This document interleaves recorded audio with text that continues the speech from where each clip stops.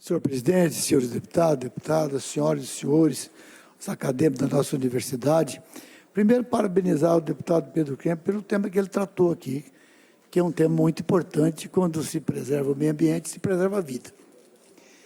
Mas, quando ele discute o bioma, ele está discutindo vários e vários municípios que pertencem ao bioma do Pantanal, que é as águas que vertem para o Rio Paraguai. Então, Jardim, Guiá Lopes, Cidrolândia, Dois Irmãos do Buriti, está tudo incluído no bioma do Pantanal. Porque, na minha visão, se o Pantanal ainda existe, desde que o Brasil foi descoberto, ele deve exclusivamente aos pantaneiros de verdade, que lá residem e preservam o meio ambiente. Talvez o deputado Pedro Kemp, com todo respeito e admiração que tenho por ele, mas ele deve não estudar muito geografia, porque uma das leis mais severas do mundo é a lei ambiental brasileira. Em nenhum país do mundo, ninguém é obrigado, por lei, a ter 20, 30, 50 e 80% de reserva legal. Nenhum país do mundo tem.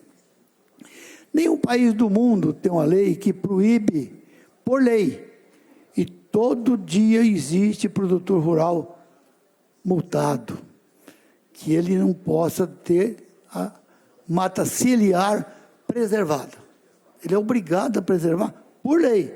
Se não preserva, as leis não são cumpridas e a Secretaria de Meio Ambiente de todos os estados brasileiros pune com multa e tal. Então, eu enxergo o seguinte: a propriedade, ela é privada, existe um documento secular de que o Estado titulou essas terras e entregou às pessoas.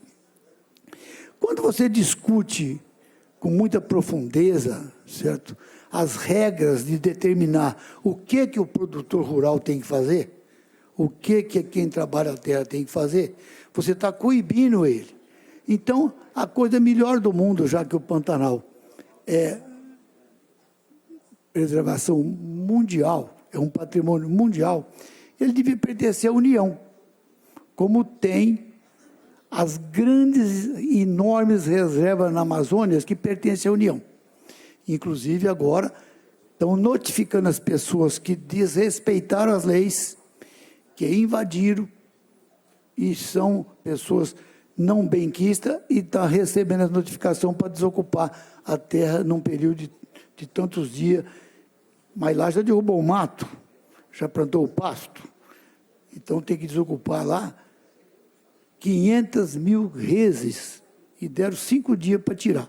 Não existe possibilidade de uma pessoa, distância de quilômetro, tirar o rebanho dele de uma terra possivelmente ou concretamente ocupada fora da lei, e não ter o documento da União, porque quem titulou essas terras é a União. Quando proclamou República, a União passou aos estados, quando criou os estados, a titular as terras, trazer o progresso, o desenvolvimento. Pessoas de várias e várias cidades, vários estados vieram para cá.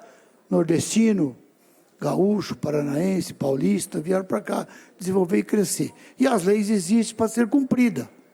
Agora, você não pode, na minha visão, com todo o respeito que eu tenho ao deputado Pedro, que vir aqui discutir o bioma do Pantanal, porque aí você inclui vários e vários municípios que pertencem ao bioma do Pantanal, mas que não são Pantanal. Como é o caso de Cidrolândia, é o caso do Dois Irmãos do Buriti, é o caso de Jardim, é o caso de Guiá Lopes da Laguna, é o caso de Bonito, é o caso de Bodoquena, certo? São do bioma pantaneiro, mas não são Pantanal. Pantanal, quando na expressão da palavra, são as áreas úmidas, são as áreas alagadas, ou são as áreas que alagam, certo? Aí, disse aqui do fogo, quantidade maior de fogo. Sabe por que o fogo queima? Porque proibiram e quiseram, às vezes, criar parque no Pantanal, parque do Nabilec. Aí, quando você tira o pastoreio do gado, certo? O que vai acontecer com a massa? Ela vai crescer. Aí, quando gia... Permite certo? uma parte, deputado?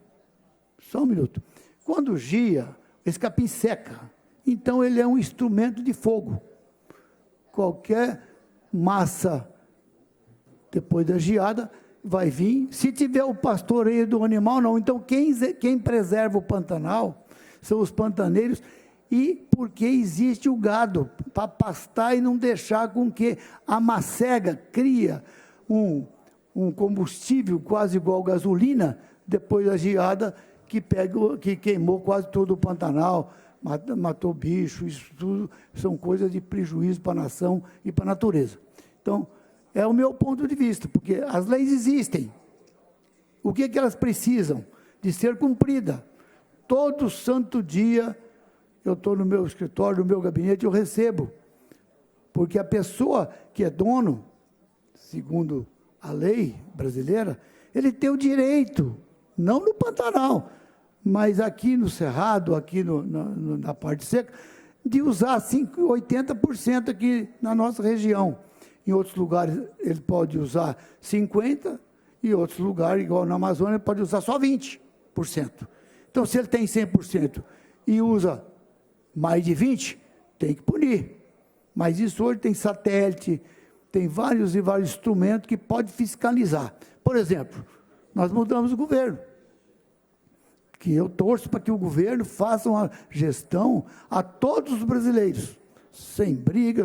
Fui contra o que aconteceu no dia 8 de janeiro, aquilo não se faz, foi uma vergonha nacional. Só que, na minha visão, deputado, nós precisamos de colocar as coisas nos eixos. Nós não podemos pegar o setor que sustenta esse país, sustenta as universidades, sustenta o comércio, sustenta a indústria, sustenta praticamente o mundo, alimenta o mundo, que é o setor do agronegócio.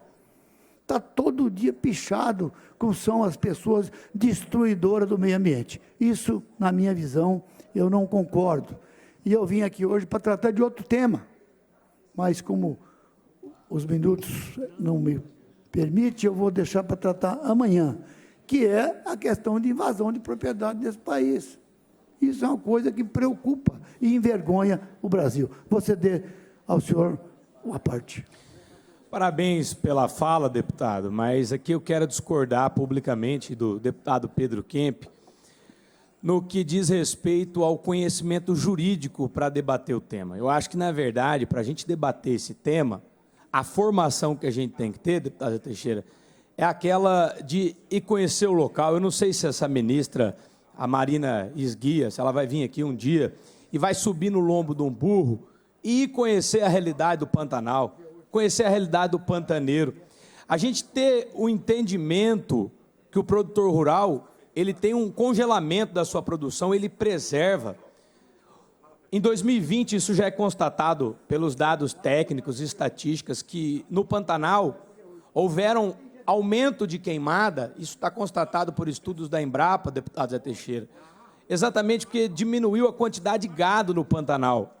Então, Zé, perguntar para vocês, perguntar para a sociedade inicialmente se quer mais gado no Pantanal, se quer mais soja. Inicialmente, a resposta vai ser negativa.